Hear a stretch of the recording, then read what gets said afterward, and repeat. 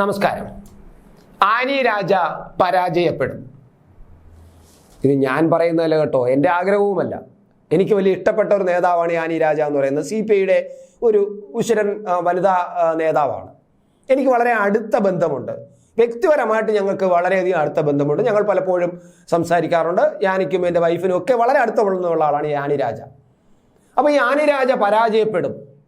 ഞാൻ പറഞ്ഞു, ഞാനല്ല പറയുന്നത്.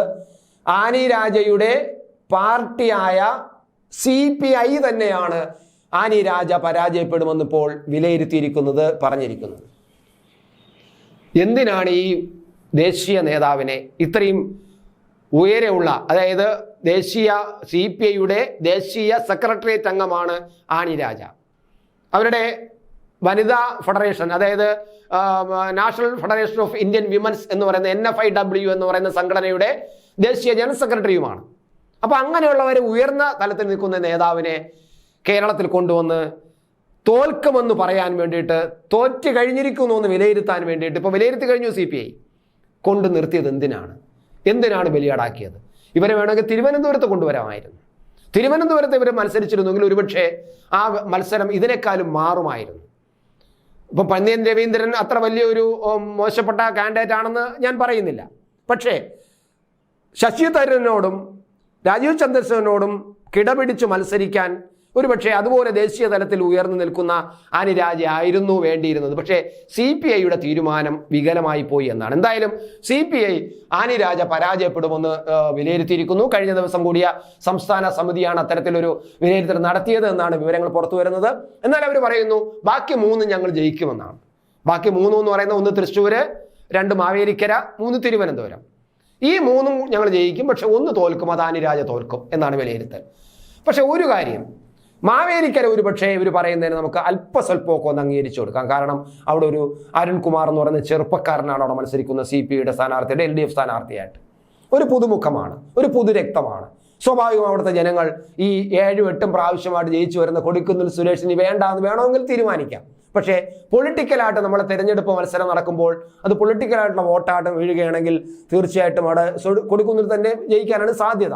പക്ഷേ എങ്കിൽ പോലും ഈ അരുൺകുമാർ CPIയുടെ ഈ പുതുരക്തം അവിടെ ജയിക്കുമെന്ന് പറയുമ്പോൾ നമുക്കതങ്ങ് അംഗീകരിച്ചു കൊടുക്കാം CPI പറയുമ്പോൾ. പക്ഷേ തൃശ്ശൂരിൽ സുനിൽകുമാർ ജയിക്കും എന്ന് പറഞ്ഞാൽ എങ്ങനെയാണ് അംഗീകരിക്കാൻ കഴിയുക? ഇപ്പൊ സുനിൽകുമാർ അവിടുത്തെ പ്രമുഖനായ വ്യക്തിയാണെന്നും നല്ല വ്യക്തിയാണെന്നും അവിടെ MLAയും ഒക്കെ ആയിരുന്നു, മുൻ മന്ത്രിയായിരുന്ന ആളാണ്.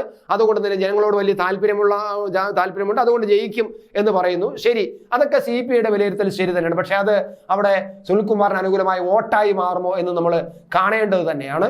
കൃത്യമായിട്ടും അവിടെ അതിശക്തമായ മത്സരമാണ് നടന്നിരിക്കുന്നത്.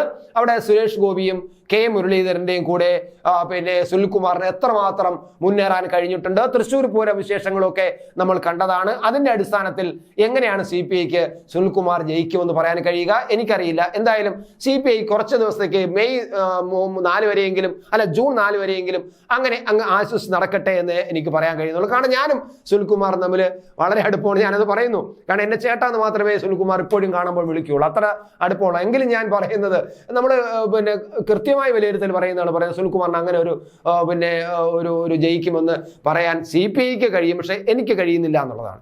പിന്നെ തിരുവനന്തപുരത്ത് പന്ന്യൻ രവീന്ദ്രൻ, തീർച്ചയായിട്ടും ഞാൻ രവിചേട്ട എന്നാണ് വിളിക്കുന്നത്. എന്നെ നന്ദ എന്നാണ് വളരെ സന്തോഷത്തോടെ വിളിക്കുന്ന ആളാണ്. എനിക്ക് വളരെ അടുപ്പമുള്ള ആളാണ്. പക്ഷേ അദ്ദേഹം തോൽക്കുമെന്ന് പറയാതിരിക്കാനൊന്നും വർത്തിയില്ല. കാരണം രാജീവ് ചന്ദ്രശേഖരും അതുപോലെ നമ്മുടെ ശശി തരൂരും പന്ന്യൻ രവീന്ദ്രനെ വെച്ച് നോക്കുമ്പോൾ ഒരു നല്ല വ്യക്തി തന്നെയാണ്. തീർന്ന ഒരു വ്യക്തിയാണ്, അഴിമതിയില്ലാത്ത വ്യക്തിയാണ്, പാവമാണ്, നല്ലവനാണ്, ശുദ്ധനാണ്, ജനങ്ങളോട് മാന്യമായിട്ട് ഇടപെടുന്ന ആളാണ്, ഒക്കെ ശരി. പക്ഷേ അതെല്ലാം ഇവിടെ നടക്കുന്ന മത്സരം പാർലമെന്റ് തിരഞ്ഞെടുപ്പാണ്, പഞ്ചായത്ത് തിരഞ്ഞെടുപ്പല്ല. പഞ്ചായത്ത് തിരഞ്ഞെടുപ്പിലാണെങ്കിൽ ഒരു വാർഡിൽ ഇത്തരത്തിലുള്ള ഒരു സാധാരണക്കാരനായ ഒരാൾ മത്സരിച്ചാൽ ജനങ്ങൾ അംഗീകരിക്കും. കാരണം നല്ലവനല്ലേ, അയ്യോ പാവമല്ലേ, നന്നായിട്ട് ജനങ്ങളോട് പെരുമാറുന്നവനല്ലേ, എപ്പോഴും കണ്ടാലും വലിയ സ്നേഹത്തോടെ ചിരിക്കുന്നവനല്ലേ, നമ്മളെ കണ്ടാലും വിശേഷങ്ങൾ ചോദിക്കുന്നവനല്ലേ, അപ്പം പാവം നല്ലവനാണ്, അയാൾ തന്നെ നമ്മളിപ്പോഴത്തെ പഞ്ചായത്ത് വാർഡ് മെമ്പർ എന്ന് പറഞ്ഞ് ജനങ്ങൾ വോട്ട് ചെയ്യും. പക്ഷേ ഇത് പാർലമെന്റ് ഇലക്ഷനാണ്. ലോക്സഭയിൽ പോയിട്ട് കാര്യങ്ങൾ ആ മണ്ഡലത്തിന് വേണ്ടി കാര്യങ്ങൾ പറയാൻ പ്രാപ്തിയുണ്ടോ എന്ന് ആൾക്കാർ പരിശോധിക്കും. മാത്രമല്ല പാർലമെന്റ് എന്ന് പറയുന്ന ഇത്രയും വലിയ വിശാലമായ ഒരു മണ്ഡലത്തിൽ വികസനങ്ങൾ കൊണ്ടുവരാൻ ഇയാൾക്ക് ശേഷിയുണ്ടോ എന്ന് ജനങ്ങൾ വിലയിരുത്തും. അങ്ങനെ വരുമ്പോൾ സ്വാഭാവികമായിട്ടും രാജീവ് ചന്ദ്രശേഖരനെയും ശശി തരൂരിനെയും ജനങ്ങൾ തട്ടിച്ചു നോക്കും. ആ കൂട്ടത്തിൽ പന്ന്യൻ രവീന്ദ്രനെ തട്ടിച്ചു നോക്കും. സ്വാഭാവികമായിട്ടും അയ്യോ പാവമല്ലേ എന്ന് പറഞ്ഞ് വോട്ട് ചെയ്യുമെന്ന് CPIക്ക് വിലയിരുത്താം. പക്ഷേ സാധാരണക്കാരൻ അത് കഴിയില്ല. അതുകൊണ്ട് പന്ന്യൻ രവീന്ദ്രനും അവിടെ എൻ്റെ രവീന്ദ്രൻ ചേട്ടനും പന്ന്യൻ ചേട്ടനും ചിലപ്പോഴെന്നല്ല സാധ്യത വളരെ കുറവാണെന്ന് പറയാം. അപ്പോൾ CPIയുടെ വിലയിരുത്തൽ എൻ്റെ കണക്കുകൂട്ടലിൽ 4-ൽ 4 പോക്കാണ് എന്ന തരത്തിലാണ്. പക്ഷേ എൻ്റെ CPI സുഹൃത്തുക്കൾ ചിലപ്പോൾ ഇത് കാണുമ്പോൾ എന്നെ വെറുത്തേക്കാം, എന്നെ വേണ്ട ചിലപ്പോൾ എനിക്ക് എതിരെ പൊങ്കാലയിട്ടേക്കാം. പക്ഷേ അരുൺ മാവേലിക്കര ഒരു ചെറിയ ഒരു പരിഗണന കൊടുക്കാം. ബാക്കി 3 പരാജയപ്പെടും. ആനി രാജ പരാജയപ്പെടുമെന്ന് നിങ്ങൾ പറഞ്ഞതുപോലെ എനിക്കും പറയാം. ബാക്കി 3 പരാജയപ്പെടാൻ തന്നെയാണ് സാധ്യത.